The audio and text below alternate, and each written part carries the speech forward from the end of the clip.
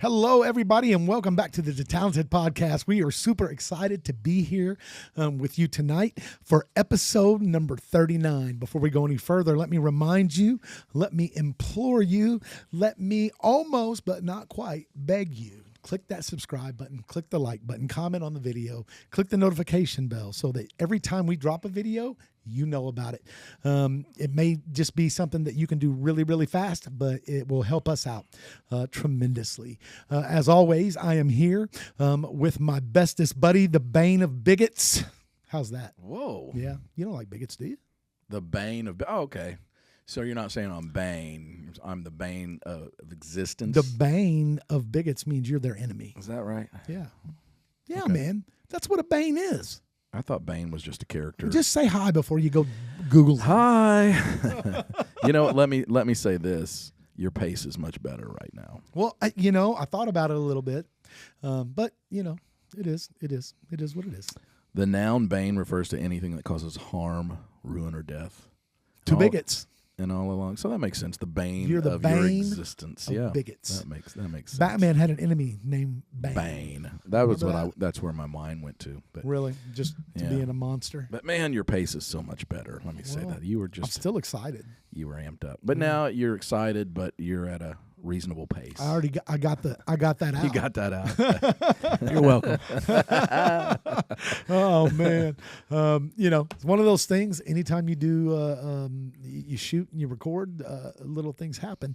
I wasn't going to say nothing, but we kind of probably have people wondering now. We realized about just 3 or 4 minutes into the show that we failed to hit record, and so we when are. we say we mean we're producer Rick. Hey, no way. This guy over here. We're a team, man. That's all there is to Yeah, it. man. So it's there's no harm, no foul. If we'd have did the whole like show, then it'd have been your fault. Right?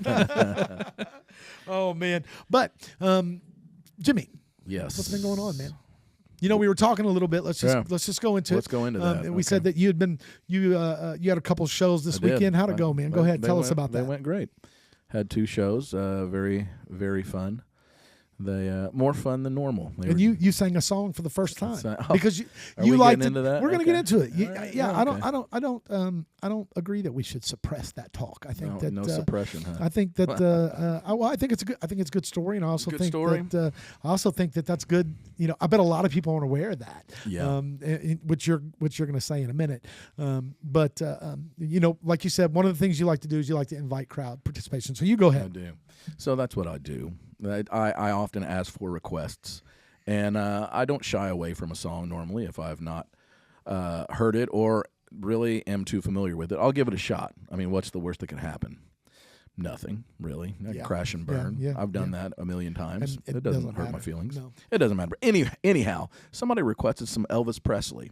I do an Elvis Presley song. Can't Help Falling in Love with You. That's the one that I typically choose. Oh, it's a good song. I like it. Somebody asked for Jailhouse Rock. Never done that. Let's song. review those lyrics. Yeah, I've never played Jailhouse Rock before. Because I knew there was a little bit of sketch to it. Yeah. I wasn't aware. I'm not a huge now. Our brother Chad loves Elvis. He actually thinks he's still alive. And He does. He's some pastor. He's a pastor in somewhere. like Mississippi or Alabama or somewhere down there. Dude, he's so funny. But Elvis would be like 92. I know. Or so I know. if He were acts like still around. he's this guy still looks like Elvis in the 80s or in the 70s. I mean, sorry, he didn't make it to the. I hope he don't look like him in the 80s. But Well, let me just say this. I'm vaguely familiar with the song. I know the structure of it. I know relatively the melody, but I didn't really know the lyrics other than the warden threw a party at the county jail. Yeah. Let's rock, everybody, let's rock. So then, as I was singing the verses, real time while I'm reading them, You're going, whoa, singing them out loud, and I'm thinking, man, I did not know that's what this song was about. Particularly, really, verse number 3. Now, albeit this is an all-male prison, I'm assuming. I don't know if there's any co-ed prisons that are around that I'm aware of. The inmates mingle. There are none. I just found it interesting. Let's come on, go through it. Tell us what it says. Number 47, which I'm sure that's his inmate number. Yeah. Number 47 said to number 3, You're the cutest jailbird I ever did see. I sure would be delighted with your company. Come on and do the Jailhouse rock with me. I didn't know that Elvis was so progressive. He was back swinging. then. He was, well, hold on though. Let's go to that next one. Well, you can take this for what it is. Are you talking about verse 2? Yes, go back to Spider verse Murphy 2. playing on the tenor saxophone. Little Joe was blowing on the slide trombone. Whoa. Now listen, you take that and you make what you want of it. Listen, this is supposed to be a family show, Jimmy. I agree. You're the one who encouraged me to talk about these. No, it's crazy because I guarantee you, I guarantee people right now are going, "Wow, They didn't know. They didn't know." So let me take you to verse 5. Let's go to verse 5. Shifty Henry said to Bugs, "For heaven's sake, no one's looking now. There's our chance to make a break." This guy wanted to leave. Bugsy turned to Shifty. He said, "Nix, nix." If you don't know what nix, nix means, that's nah. I want to stick around a while and get my kicks. So you take that for what you want. Just a little bit of history on Jailhouse Rock. Here's the thing. Scroll back down there, Producer Rick, all the way to the bottom, because I think it listed the writer of the song there. Yeah, it was Jerry Lieber and Mike Stoller. So, in the King's defense, he was just singing it. He was just singing it. Wasn't necessarily swinging But it. don't you think that same thing I did while I was singing the lyrics? You think they never thought he was you like, think the whoa, king whoa, was like, whoa, whoa, that's a little. Hold on a minute here, baby. Hold on a second, little baby. Ain't nothing but a hound dog. I just found it interesting. That is crazy. Who knew? Dude. It is. Who knew? It is. That was a great way to start off what I'm going to call the Christmas series, the Christmas season. I can't believe that we're already this far. You know, we were just talking 2 weeks ago about Thanksgiving dinner, and here we are in the second week of December. I always know Christmas getting close, or Christmas is getting very close when I have to start considering that I have to order things on Amazon quickly so that they make it here in time. I thought Amazon you could get something in 2 days. Dude, not everything. You can some things, but a lot of things you know will take longer. And then around the holidays, man, you know, I think it's better than it used to be, but they miss a lot of. You should sign up for the drone ship.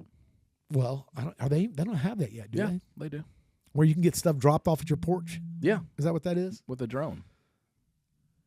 Did you not know that? No, but now I'm going to have it done because I want to watch that drone come. I know, man. Dude, I would love that. Listen, guys, I'm lying. Yeah. That's it. You know what? You lied too much. Dang it. I was hyped. I was just kidding about those lyrics. No, those were on the screen. Those are real. We know what those are. Yeah. There's no doubt about those, man.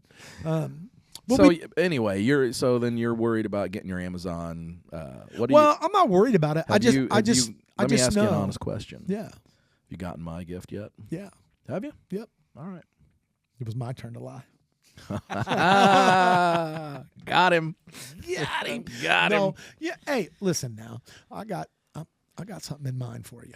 Instant karma is what that was. Instant payback. That's right. But I want to go back. I'm not worried about it. I just know when it comes to that time that it's just like, wow, we're close. Christmas is close. Let me ask you this: is your Christmas tree up yet? Yeah.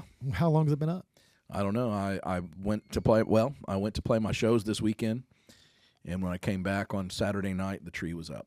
So, my family, my boys who couldn't wait, and then Laura who could have gone without it anyway, but they put it up on Saturday, and it was real cool, man. My boys took me out and picked me out, let me pick out a new recliner, and they didn't have it in stock, but I get it in sometime in January. So Daddy's got a brand new chair coming, and man, I'm excited about that. Man. And my little granddaughter got me a coffee cup that I really like. So your boys went and picked you out a recliner, took you out. Took me out, let me pick the recliner. They let you pick it out. Yeah.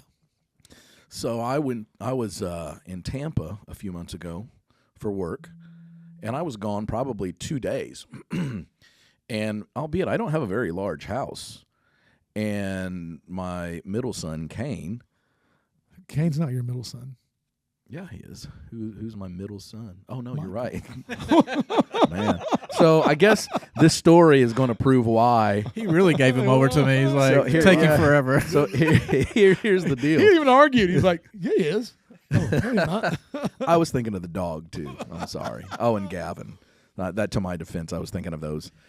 The dog and Gavin. Anyway, so you'll understand the story better. So I was in Tampa for at least 2 days before, and then, okay, let me roll back.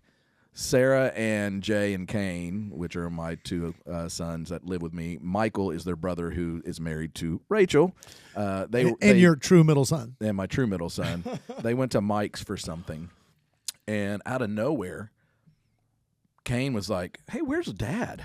Oh, yeah, I know this story. That's Me funny. too. Yeah. I was gone for 2 days in the same house with him, and it took him going to Mike's. And he looks around, and he said, man, where's Dad? What? How did we even get here? And that was before Thanksgiving, right? That was before Thanksgiving, Okay. yeah. So I guess my point is you've got your boys taking you out to get a recliner, and my kids don't even know I'm gone But out of town. hold on. Let's pick on Kane a little more. Let's tell the Thanksgiving story. Tell them what happened to you on Thanksgiving during your nap. Oh, dude, man, no. So Do you know about this one, producer Rick? I don't think so. Oh Lord, have So mercy. we were at my parents' for Thanksgiving, and I took the opportunity to lay down on their couch and take a nice little nap. Let me just say before you preface this with this is just the cost of having sons, of having boys. But Go ahead. So we play rough. You know, we fight, we wrestle, whatever. So I'm asleep on the couch, and Michael comes up and just, you know, little pop on the face. Wake up, Dad.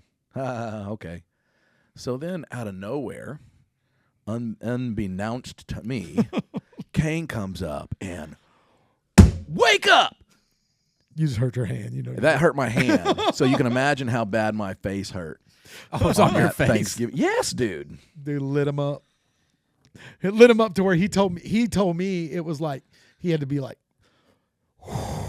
woosah. You know, he had to like keep himself from. And I was proud because I just said I didn't even move from my position. Please I don't said- black out. Please don't black out. I said, Kane, why did you do that, man? Give me my whistle. That's enough. So Mike was so upset because he's like, if that would have been me or Jay, you would have absolutely got up. And This goes to the point yeah. that proves that he's not your middle No, child. he is. He's the baby. your baby. He's the baby. Yeah. I did tell him, I was like, you're not going to know when or where, but prepare yourself. One boy, of these days. because paybacks are going to be pretty rough. You know what? He's funny. He's one of those kids that he plays at full. He plays. Yeah, full he doesn't go. understand like the percentages. Like Yeah. hey man, we're going 30% here, man. 40%. This dude was 110%. We were at like a 4th of July thing at our one of our other cousins' house that has a bunch of land and like we were playing around and I told him I think it was me. I told Kane. You did. It was you. I said, hey man, if he does that again, kick him in his nuts. And Mikey did it. And dude, he full on toe kicked him with some mud boots on. Boom! And Mikey's face was like, it I crumbled. immediately It said, crumbled Kane, him. I said, we were in a golf cart. I said, Kane, get in the cart. Get in the cart. And we did. Then when we got him away from him because Michael was going to kill him, poor kid. But he didn't. But dude, yeah. I'm not saying anything, but if for some reason you don't have grandkids, that's probably why. That's what's going on. Oh my, Poor that Rachel. was there again, man. That was not 50%. That was not 50%. No, No. that was hundo, dude. If he'd kicked him in the head like that, he'd been asleep. I smack my baby boy, who is 18 years old. Yeah. Let's get that out of the way. Yeah. Almost every night while he's sitting there playing his games. I did it 2 nights ago, and I turned around to walk out of the room, and the next thing I know is my face is being smashed into his bed because he picked me up and threw me. Yeah, See, that's what I don't like. How the kids like when it starts to get to the point where the kids can actually fight back. Right? Yeah, no. I was like, and then I had to figure out how to get out of it. Right. yeah. Hey, believe me, I definitely know how that feels. I kind of got into it, Sam, before we came here, and he's my baby. But of course, you got me. He's huge. Yeah. But I was telling him bye, man. I was like, bye. I told him, hey guys, I'm taking off, going to shoot the podcast, and I hear Trevor's not there. I hear Travis yell, bye, Dad, see you later, whatever. No answer from Sam. No answer from Sam. I'm leaving Sam. I'm leaving Sam. I'm leaving Sam. No answer. Now, let me say, you know this. Anytime we ever leave the house, if we don't tell Sam, he'll be on us, calling us. You didn't even tell me you left. Where are you at? Da, da, da, da, da, da. So after I said it about 3 or 4 times, I got no response. I literally, this was what I did. I peeked my head in his room. I was like, hey, buddy, I'm leaving. And he was like, yeah, I get it. You're leaving. And then, and then I hear, and now you got me killed. And I was like, I just, kind of for a minute just got red. And I was like, you ain't going to talk to me like that in my house.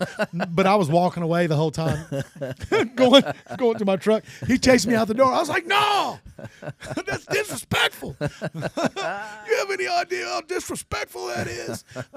But, he was just frustrated because his game. But it's been a rough few days for us too, man. We got some sad stuff going on in our family, and so I kind of lost it. He just tried to call me. I can't answer because we're recording, but he's with Sarah. He's with your wife. Yeah, I know. Right she now. told me. Sam, Sarah, and Mike. Yeah. So, and I just got a text from Sarah too. So, but anyway. Here's the thing about you know what, my hand is still dude. I knew when you did that.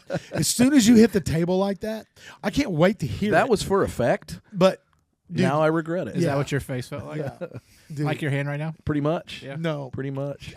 Kane can't even hit that hard. You hit that hard, dude. If the table would have collapsed, I'd have just been like black belt, But you hit that hard. I knew that hurt the second you did it. Well, when you slap something hard, it hurts. Yeah, man, that hurt. I know that hurt. But here's the thing about it, man.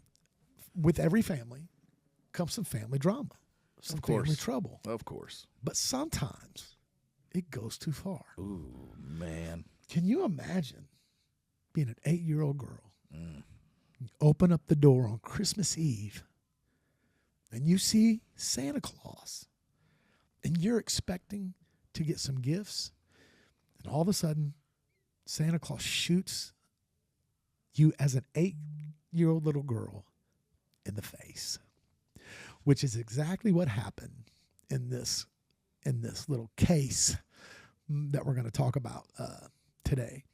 It happened. Oh man, the name's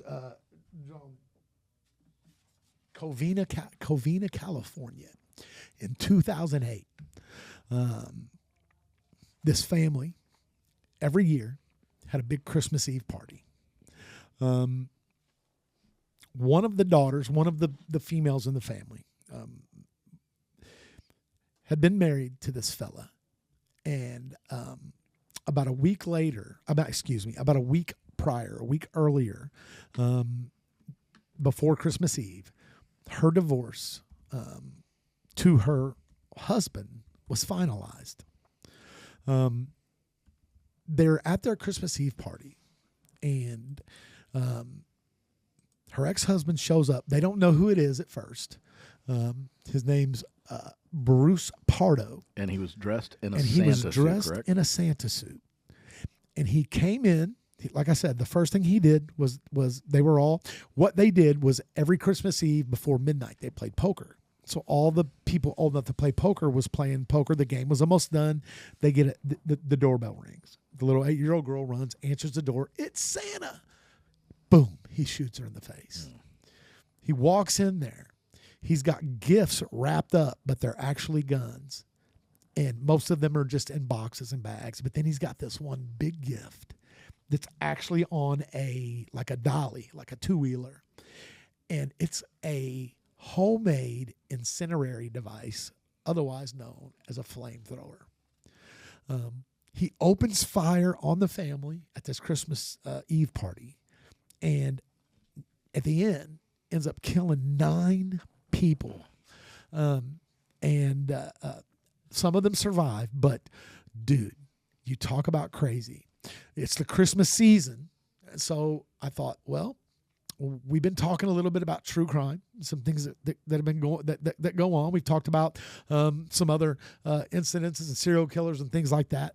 And I seen this one today. I had never seen this story, and so I started kind of looking into it. And man, bro, this one's crazy. This is literally over, a divorce. But once we get a little in deeper to this, we'll kind of find out that this Bruce Pardo guy was a complete loony psycho from the beginning. I know that you didn't get to look into it as much as I did, but you did get to do a little bit and read. Man, what did you think? Yeah, man. Man, how do you even start with that, man? Like, what kind of a psycho dresses up like Santa, shows up at a Christmas party, a family get-together, and starts opening fire?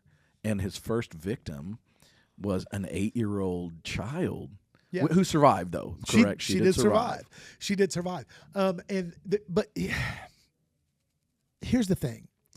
A lot of these killers that we talk about, not all of them, but some of them are really brilliant, smart people. Well, he was an electrical engineer. Is that correct? He's a rocket scientist. I thought it was from his job as an electrical engineer at ITT Corp. Yeah, but electronic systems, radar systems. Yeah, at one point though, that the reason he knew about the reason he knew about like the flamethrower was a makeshift flamethrower. It was an air compressor with jet fuel. Yeah, so he was, what I seen was he was a rocket, maybe like a rocket engineer or something like that. But he had lost that job. So that was why. That was one of the contributing factors to his So collapse. He's going through a divorce. He loses his job. He's going through a bitter divorce. He lost his job. He lost his house. So he decided to build 4 guns into present boxes and a homemade flamethrower. But however, though, I don't think he was intending for, I think it backfired, right? Absolutely. So when he let the flamethrower go, I read I guess he let the gas out, and then he was going to start it with like maybe a flare, but there was an open flame in the house, and that caused an explosion. And it caused an explosion, and that's what killed a lot. And he did kill some of them with the guns, but some of them died from the blast, from the fire. But he did not walk out unscathed like he planned. He actually had bigger plans than just this family. He had another car planted near his ex-wife's, which her name I think is Sylvia. I think. But regardless, he had a car planted by a vehicle planted by Sylvia. her. Yeah, planted by her divorce attorney's house. The car was wired up and ready to blow. It was a bomb. No, it wasn't. It was a getaway. I'm sorry. They checked. They thought it was going to be, but it wasn't. It was just his getaway car, because his plan was to leave this Christmas party, then go and take care of the divorce attorney as well. Now, here's the biggest twist about it that you don't read, that I kind of found out from watching it. He also, in his plans, was to kill his own mother that night. Oh, wow. I did not see that. And here's the reason. He was mad and upset with her because she took Sylvia's side in the divorce. And so she was supposed to be at the party with Sylvia and her family. Wow. And wasn't feeling well that night, so she didn't go. She called him last minute and didn't show up. And so it's crazy. So here's the thing, though. What happened was, instead of killing them and shooting them with the flamethrower and catching them on fire and then walking out and going to the next victim, his Santa suit caught fire. And so it literally melted. They said the Santa suit melted onto his skin. And so he had 3rd-degree burns all over his arms. It was just complete, everything just erupted into chaos. In fact, I did something today. I did a little something. I found, and I've got it prepped, the 911 call that came in from not Sylvia, from the little girl who got shot. It was her mom Her name is, I think, Letitia or Tisha. Little girl's name was Katrina. But yeah, Rick, producer Rick, let's play the 911 call, dude. Check this 911. Listen to this. Please tell me immediately. He's shooting. He's shooting. What's your address? Ma'am, I understand. I need to know your address. Okay, can you tell if there's anybody injured? Because we have fire department and officers en route. My daughter's been shot. I let the officers know. The officers are making sure it's safe for the paramedics. I need a bandage, please. She was shot in the face on the side and she's bleeding. Please come immediately. I don't know who else is alive. I know, ma'am. Just stay on the phone with me, okay? My whole family, there's 30 people, 25 people. I know. What's he wearing? What is he wearing, please? What is he wearing? Please tell me. My nephew. Okay, let me know what he's wearing. Santa Claus clothes. Santa Claus costume, dude. Okay, now here's the thing about that. I only did that one because we're going to listen to a bunch of 911 calls. But they said, so I guess this town, which I can't always remember, Covina, California, is close to L.A., but it's pretty much crime-free, really quiet, little quaint town. And they said that the dispatch center had been silent all night, and every phone lit up at once because not only the family, but everybody was calling in. And so they said it was just complete chaos. But did you hear her say there were 20, 25 people there in the house at the time? The thing about it is there were, let me read this because I think this is, I think this is important. The survivors were Letitia, and dude, her last name is Uspolopsky. She was the mother of Katrina, who was shot in the face, the little girl, the 8-year-old. Then there was Sal Castillo, Selena Castillo, Amanda Orza, Monique Ortiz, and Cicely Ortiz. There were only 7 named survivors, but there were a total of 16 people that survived. 9 people passed away, and their names were Sylvia Ortega Pardo. That was the wife. That was the one he was after. Joseph Ortega, 80 years old. Alicia Ortega, 70 years old. That was the mom and dad. Let's see. Charles Ortega was one of her brothers. He was 50. Cheryl Lynn Ortega, she was 45, and I think she was a sister-in-law. James Ortega, her other brother, was 52.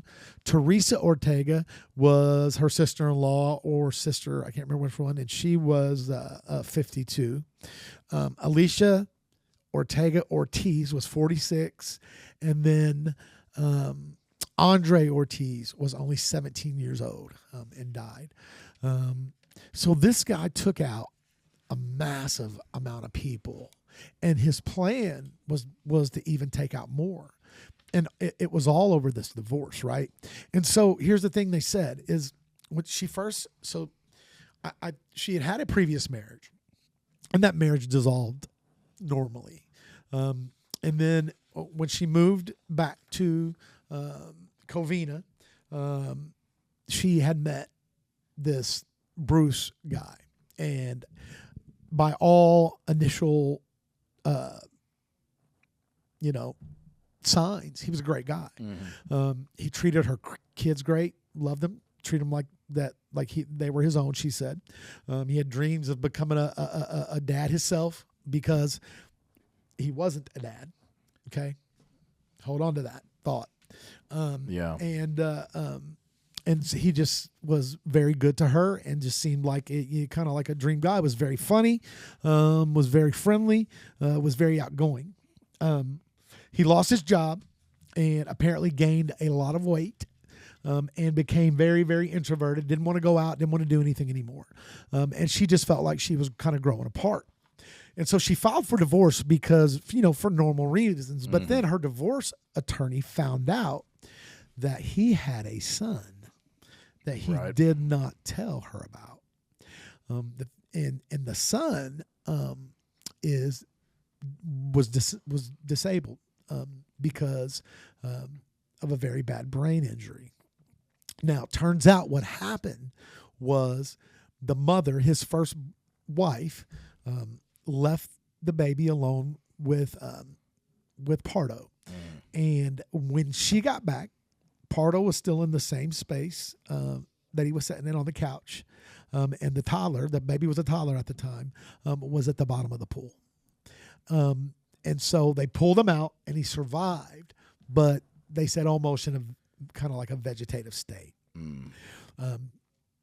He immediately, I guess they didn't file criminal charges or whatever on him, but he just abandoned the mother and the baby. He didn't want nothing to do with them anymore.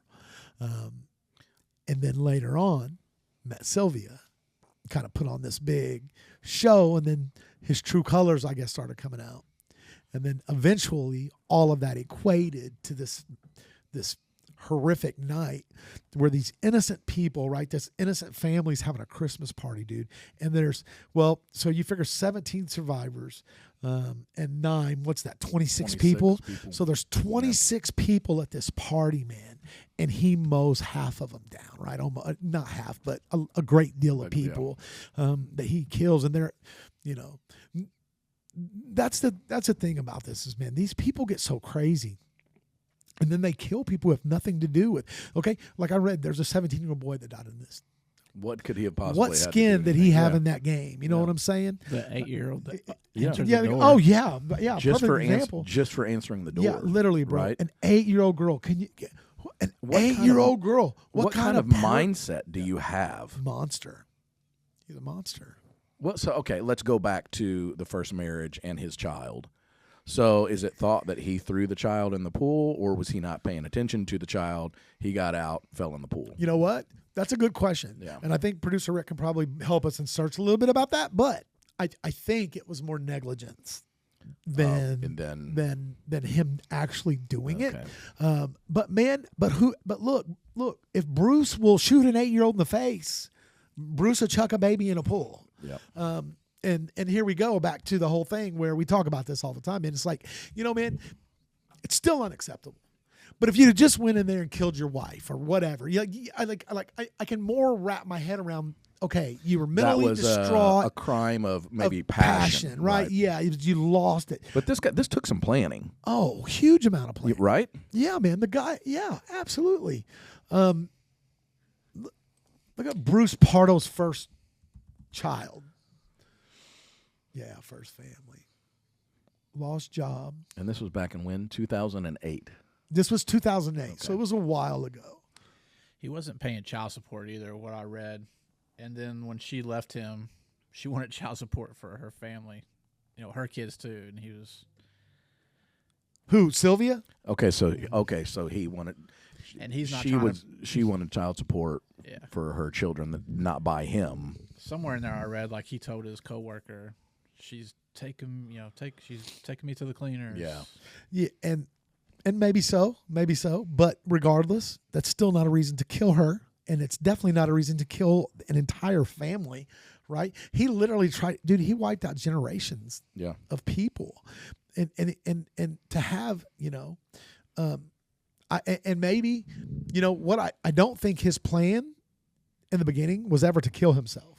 I think his plan he had plane tickets to. He had $17,000 strapped to his body, and he had plane tickets that he had already plane ticket. That he killed himself because he was messed up bad. Yeah, he hurt himself. He was burnt so bad. Like I said, I don't know how they fixed that, but the Santa suit was literally They said it melted onto him. Yeah, And so here's the deal. When they found him, they thought that he had been in a gunfight with somebody and that someone else had killed him. They found him at his brother's house. That's where he ended up going when after he got injured so bad. And his brother wasn't there. His brother wasn't there. So his brother gets there and he finds him dead, but there's gunshots all over the house. It looks like there's like a gun war went There off were in there. gunshots at his brother's house? At his house, all inside. Bullet holes everywhere. And so the cops were like, no, man, there were more than there was a gunfight in here. Look at all these bullet holes. But it turned out after they did all the research and did the things that they needed to do, that he was burnt so badly he couldn't get his gun to his own head. And so he had taken all them, either frustrated, just taking a bunch of shots or whatever. And then they said finally he managed to put the gun in his mouth. and there was one gunshot. There was one bullet hole in the ceiling, and one through the top of his skull. And I did see where they found cocaine in his system.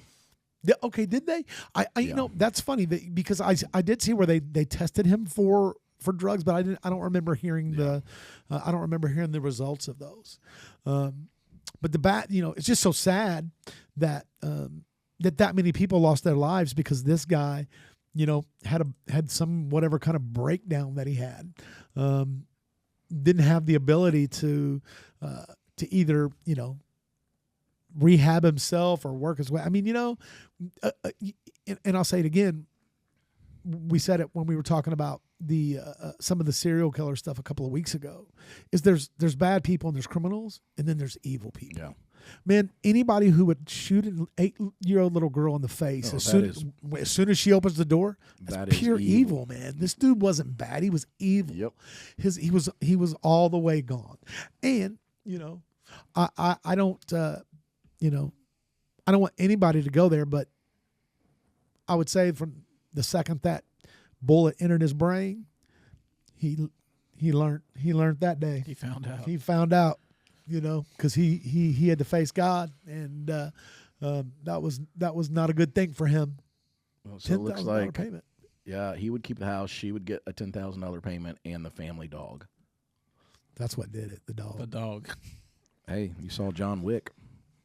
You know, I've never seen John Wick. Have you not seen John None Wick? of them? I've never watched any of them. That whole I know he did. That whole series was set up because they killed his dog. All because of the dogs. All because of the dog. That's it. I need to watch it. They're all out there for you. So Yep. I definitely need to watch that. But yeah, here's this guy, man, and I thought, man, you know, how do these survivors feel every Christmas now? Oh man. Christmas has been ruined forever. I left anybody who survived that. Did you notice I had a tab left open? Yeah, look at that. Here, that's the little girl that got shot in the face. And so I looked up, I was wondering, I was like, I wonder how old she is now. And it wasn't too hard to figure out. She's our boy's age. She's 25. So she's Mikey, Trevor, and Travis's age. She's 25 years old. And look, man, she's beautiful. You can't really tell. You can't tell that she was shot in the face or anything. So thank God that little girl, you know, survived. And man, how strong is she? And her mother, and then I think her mother actually took on one of the other girls that whose mother died in the event. Yeah. And so she kind of, you know, she stepped up and did that. And the family, and I really loved it, man. So I watched a documentary on it. And there was another kid, and I think he was, I don't know, 15, 14 or something like that at the time. And they asked him, they were just kind of talking to him, and they were like, how did you get through this? Like, you're a survivor, but you still have all of these horrible, horrific memories of this and losing your family. Like, how have you dealt with that? And he was like, he said, the one thing Pardo didn't count on was the faith that my family has. And he said, you can kill a lot of things. He said, you can't kill true faith. That's right. And he teared me up a little bit because he said, my only regret in life is that, my response was to run and jump out a window. I was a kid. He's like, and I wish I would have turned the other way to try to do something. And he didn't. Wow. Oh, wow. Is that the Santa? That's the car. With man. Stuff in it. What'd the headline say? Left Santa behind. gunman left behind brain damaged son. See? Yeah, dude. This dude's a complete loser. Yeah, I can't get the whole story. That's okay. Look at the inside of that. That's crazy. Well, he also had. Well, I wonder if this is the one he had booby trapped because he changed, or his plan was to change out of the Santa suit, right? Yes. Sounds to me like some of it got melted on him, so maybe he didn't make the full change, or maybe he had another Santa suit. Something was rigged. I think it was the car. I thought it was the car itself. Well, I thought there was a Santa suit or something in the car that there was a booby trap underneath, where 200 rounds of ammunition were going to go off when they lifted up the So it says an accident, and that was in 2001. Sorry, but that's the thing. Was it though? Yeah, well, right, because nobody knows. It was him and the child there alone. Yeah, and I guess it wasn't a marriage. Did it say it was just his girlfriend? Look at that. He never gave one penny to that kid after that, after letting him fall in a pool. I'm telling you, man, this dude's one of the most evil ones that I've come across, man. And I had not heard of this, which is wild. I know. They call it the Covina Christmas Massacre. Because he killed so many people. And you're right, he definitely had a car rigged and it blew. Like thank goodness, like they realized it and they all the cops had to literally all run and then the car exploded. So he had planned to take out even more people, you know. I mean, we talk about the divorce attorney and that stuff, but so here we go. Pardo's rental car, parked 1 block from his brother's house, contained remnants of his Santa suit, booby traps so that the moving suit would trigger a fire and set off 200 rounds of ammunition. At Pardo's house, the police recovered 5 empty boxes. So it was a separate Santa suit. Yep, 2 shotguns and a container for high-octane fuel. They also found what was described as a virtual bomb-making factory in his home. So here's the crazy part. He knew this family's Christmas Eve routine to a T. Yep. Even to the point where the reason he did the whole Santa suit thing and went up to the house with gifts is because he knew they had a neighbor that every year showed up to that party dressed as Santa and would give the kids each a couple presents. And so he was literally posing as the neighbor. So when the little girl opened the door, it's because she thought, oh, here it's time. Here comes Santa Claus with our gifts. And instead, she was shot in her face at 8 years old. Man, 8 years old. I'm gonna say it. People get sick of it. That's my granddaughter's age, man. I can't imagine that, dude. That's awful. Is that where the car was parked that blew up? That's the house. Oh, that's the house where the massacre happened? Yeah. Yeah, look at that, dude. That's a bomb. So it looked like a lot happened near the garage. A lot of damage near the garage. Well, it looks like a lot of damage everywhere. But if you look at video, so there is some video out there. There's some documentaries that have been done about it. You know, most of them several years ago. But it looked like an inferno from the video that they were taking, like they were showing on the news. Yeah. I mean, it was a huge, huge fire, dude. He incinerated this place, but unbeknownst to himself, he incinerated his own body as well. Which thank goodness that thwarted his plans for any more deaths that shouldn't have been happening or anything. Man, it's just crazy. And these people are, man, it's just nuts. How? Hey, go back up for a second, Producer Rick.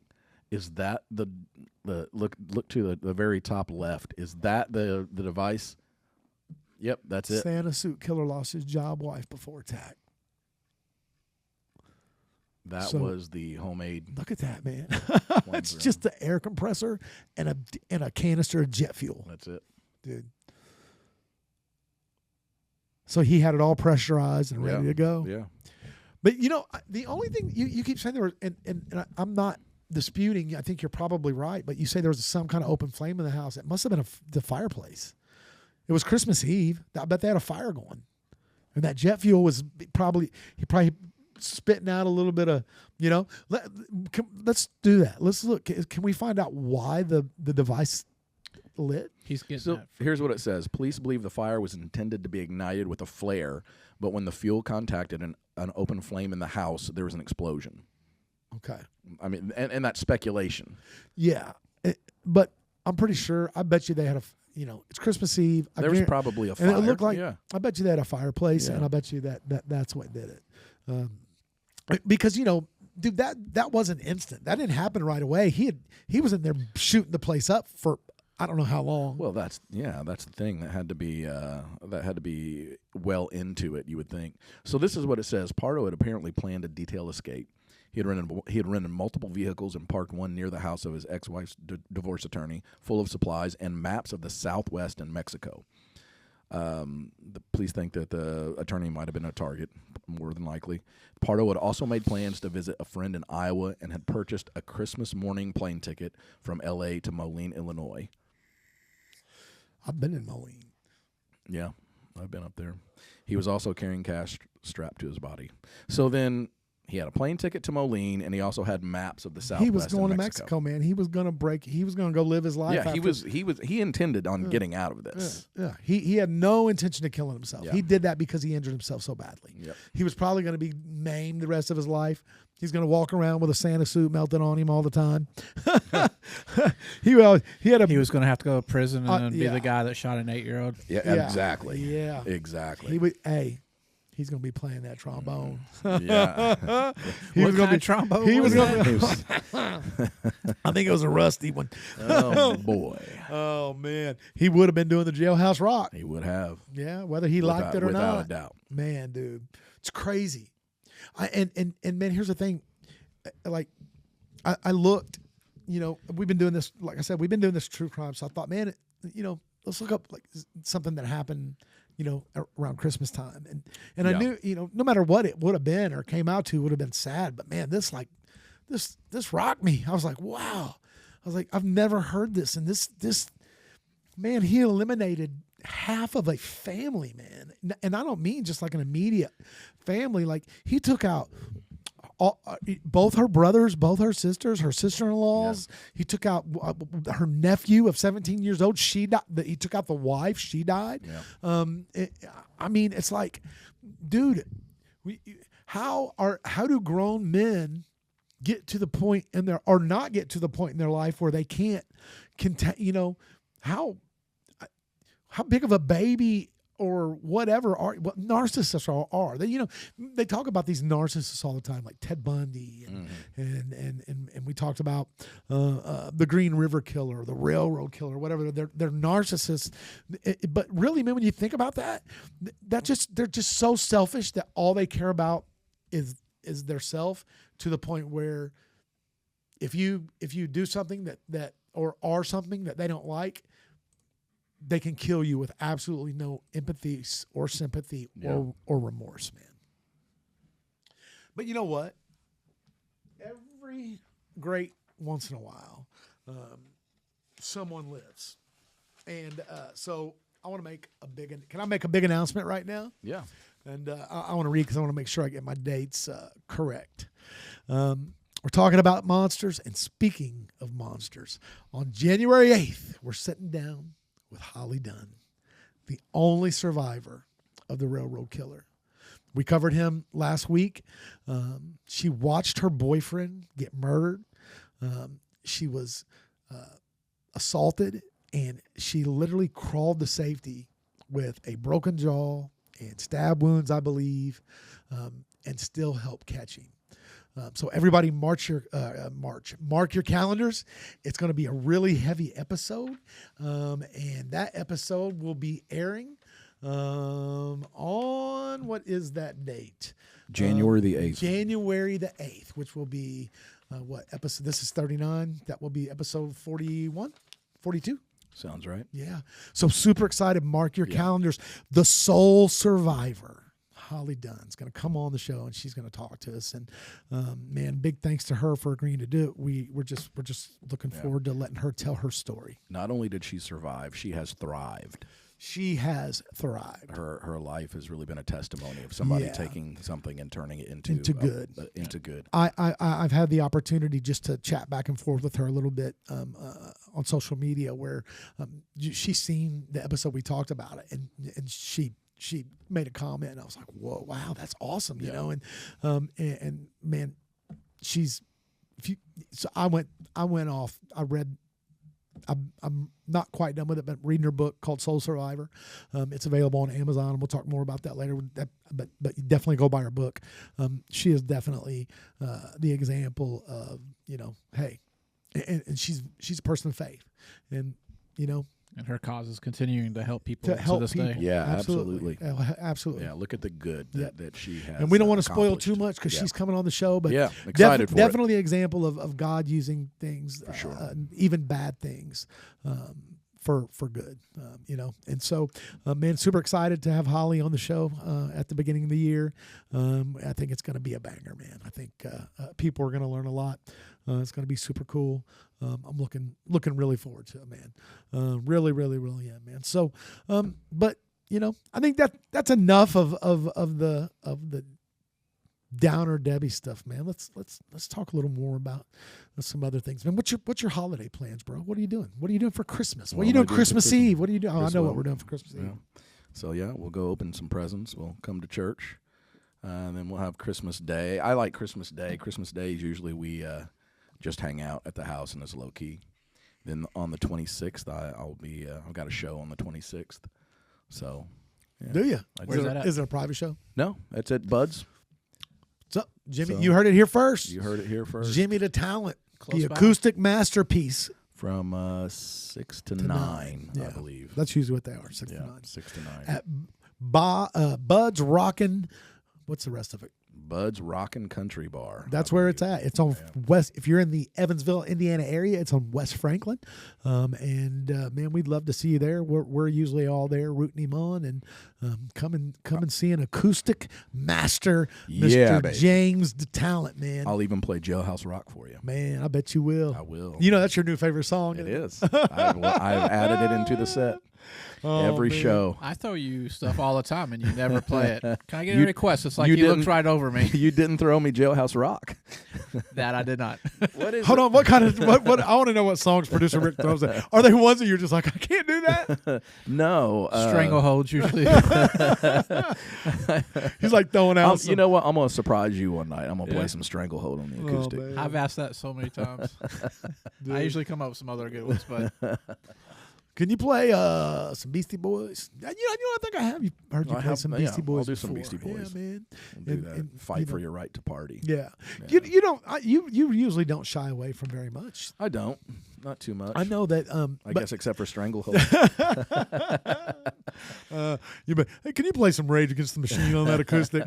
Okay, how about some Tool. yeah. Right? But dude, I do love that part of the show where you take requests, you know, and because you do it every time. Yeah. And man, people aren't shy about that. That's the funny thing, man. Like it can be like totally like you think nobody's paying attention, and then you're like, anybody got a request? And everybody's like, Oh, yeah. you know, and they always got something. And then you've got, undoubtedly every show, somebody yells out Freebird. So this was, we did a show the night before Thanksgiving, and somebody yelled out Freebird. I was like, you know what? I'm going to throw you a bone. It's the night before Thanksgiving. Here you go, sir. I didn't think you ever did Freebird. I did Freebird. Is that the first time? We've done bits and pieces of it. I did the whole song. Oh wow. Yeah. With men, you know what? There are just some really common requests that people always throw out. Simple Man. Yep. I've heard that one a lot. Yep. Buy Me a Boat. I think I've heard that one come through quite a Yeah. bit. If Laura's there, there's no telling what she's going to request. She always requests something. Every time we're there, she throws my money in his tip bucket. I go get it back out. You do. That's true. That's not cool, man. my favorite part's when we start getting into the old stuff, and they're like, "Fly, fly away." We got to take them to church every once in a while. right. Right? Oh yeah, man, that's one of the best Yeah. parts. Yeah, yeah. You know, man. You know what's funny is, and I'll give this to you. You've been doing that bit for years. Yeah. And never shied away from it. And you really do bring a little bit of church to the show. And Yeah, man. you know, man, I don't know why I'm stuttering so bad, but I have seen people tear up. Yeah. Several times during that part of the show, and I'm always like, yeah, look, Yeah, it's neat to see that out in that crowd and environment. And you right. start singing some old school songs, and you'd be surprised who sings along with you. Well, yeah, man. A lot of people, you know, grew up in that old religious background, and, Yeah. and that here's the thing about it is I'm not, you know, it's not like I listen to that kind of music all the time, like that old Southern gospel rock, but that's moving music, man. Yeah, for sure. You know, especially if it's something that's in your head and heart from growing up in that way.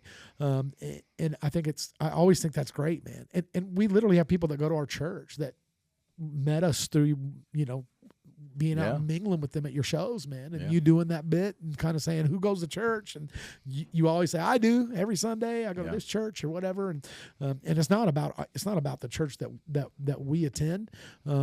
It's just about you know, getting somebody or you know, just letting people know that that's a part of who you are and Yeah. what you do, you know, that you don't hide that just because you're playing. And I love it, man. You know, people can say what they want, but Jesus literally got aggravated at the religious people, and he's like, I'm going to go. And he went with where the sinners were, man. He Yeah. went to the places where they condemned him because they were like, you shouldn't be there. Those are the sinners. And he said, no, those are exactly the That's people. where I'm going, man. That's exactly the people Yeah. that I came for.